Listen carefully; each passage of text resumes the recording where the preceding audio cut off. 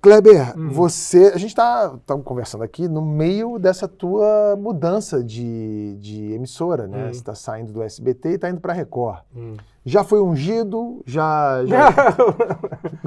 Não, é o processo que está rolando ainda, assim, foi assim, tudo muito... Nem acho que nem é muito oportuno ainda falar muito sobre esse papo, porque assim, causa muito, assim, você sabe isso, hoje em dia comenta-se sobre tudo, analisa-se sobre tudo, sabe-se de tudo, né? As pessoas sabem se você deve ir ou não ir, se você deve comprar ou vender, se você deve fabricar um foguete com propulsão a óleo ou a gasolina, né? Sim. Mas assim, foi um processo super claro, foi comunicado, assim que eu recebi uma proposta, foi comunicado ao SBT, durante todo esse tempo foi conversado com o SBT, e até nesse momento, assim, continua tudo como está até o fim da temporada. Eu vou continuar fazendo o programa do SBT, vou continuar fazendo os jogos no SBT, até o momento em que o SBT eventualmente te contrata, vai botar você e vai trocar, evidentemente. Entendi. Mas está tudo, sim, muito, muito claro, muito transparente, que eu acho como tem que ser. E só para completar esse assunto, assim, as pessoas ficam, fez isso, fez aquilo, escolheu aqui, escolheu lá. Isso tudo é muito relativo, porque assim, há um ano eu tinha uma proposta do SBT e me foi feita uma proposta pela Record uma semana antes. Entendeu? E você optou pelo SBT. E até porque as pessoas, como eu te disse, todo mundo sabe tudo sobre a vida de todo mundo. Né? Então os caras conseguem decidir se você está indo por causa de grana, por causa de olho azul, por causa de vaga no estacionamento. Né? E ninguém tem nenhuma noção exata do que é uma negociação, do que é... E assim, o ano passado foi uma proposta financeiramente melhor. E eu optei por uma proposta profissionalmente que me pareceu mais interessante. Me pareceu não, era mais interessante.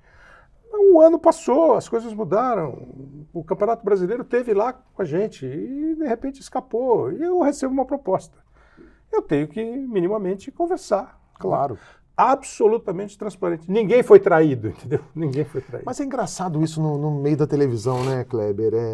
Tem uma coisa, sobretudo para narradores, apresentadores de programas de variedade, que tem as pessoas tratam desse tipo de negociação, de mudança de ares, como se fosse jogador de futebol mesmo, né? Pois é. O cara tá jogando no Corinthians e vai jogar no Palmeiras, olha aí, como pode?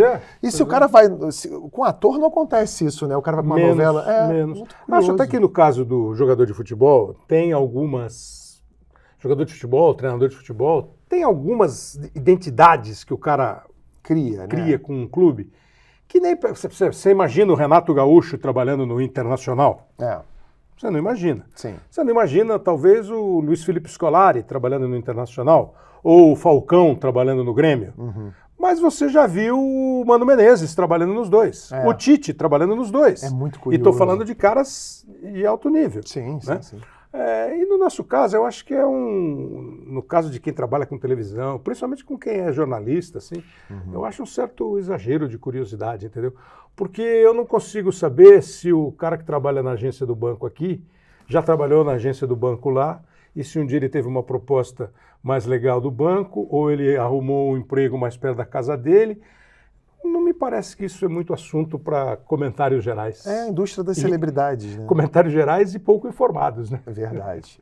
Basicamente. O teu meio é um meio que mudou muito recentemente, né? Muito na forma, você vê, por exemplo, canais tipo Cazé TV, que, imagina, o Cazé TV até outro dia era só um cara muito carismático, fazendo comentários no YouTube. Fazendo comentários no YouTube com uma GoPro ou uma câmerazinha em cima do computador. Virou uma baita televisão e para muita gente é uma referência hoje na comunicação esportiva. Sim. Como é que você enxerga o mercado hoje em dia? Então, eu fico pensando sobre isso, já conversei sobre isso, eu acho assim, houve uma mudança muito natural.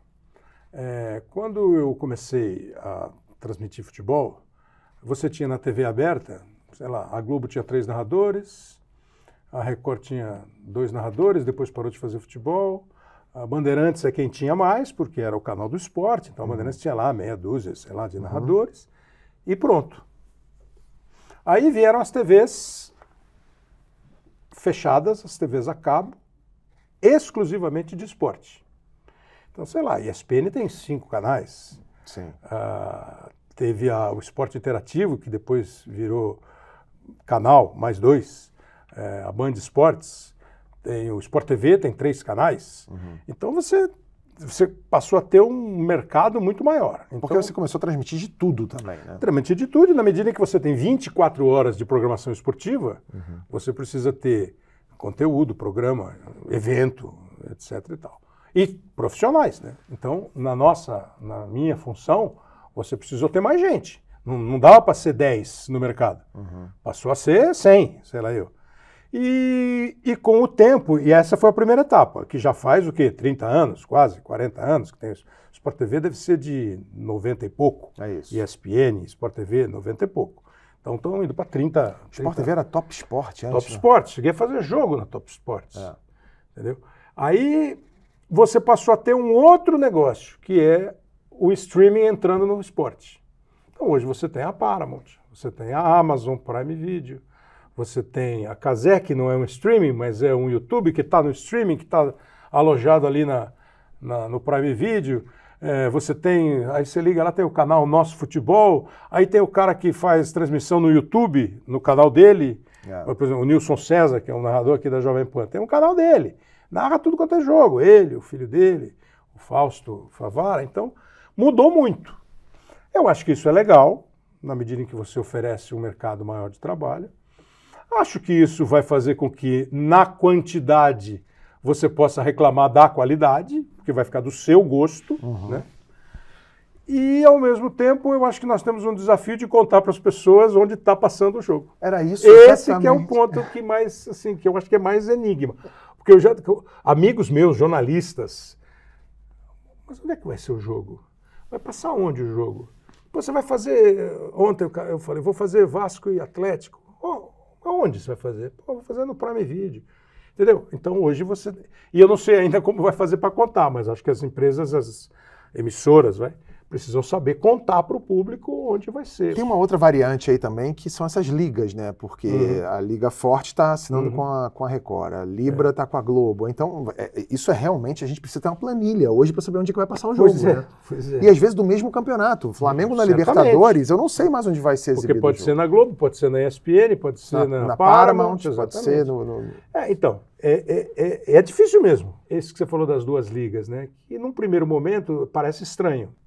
Não parece uma iniciativa de uma liga para fazer um campeonato forte, para fazer um campeonato independente, por exemplo, da confederação, usar o lado técnico, estrutural da confederação, mas fazer um campeonato e tal.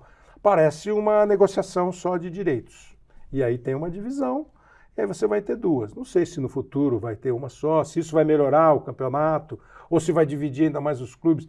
Acho que aqui você já deve ter ouvido muito assim, os nossos co-irmãos, né? O dirigente falando do outro. É co-irmão até a primeira curva. É co-irmão que depois briga pela herança, né? Tá cheio de co-irmão. Mas assim, eu acho que se eu fosse televisão, eu gostaria de ter exclusivo. Se eu fosse clube, eu gostaria de ter em um monte de canal, entendeu? Exatamente. Eu não teria nenhum problema em ter em mais de um canal aberto, em mais de um streaming e em mais de um canal fechado. Qual?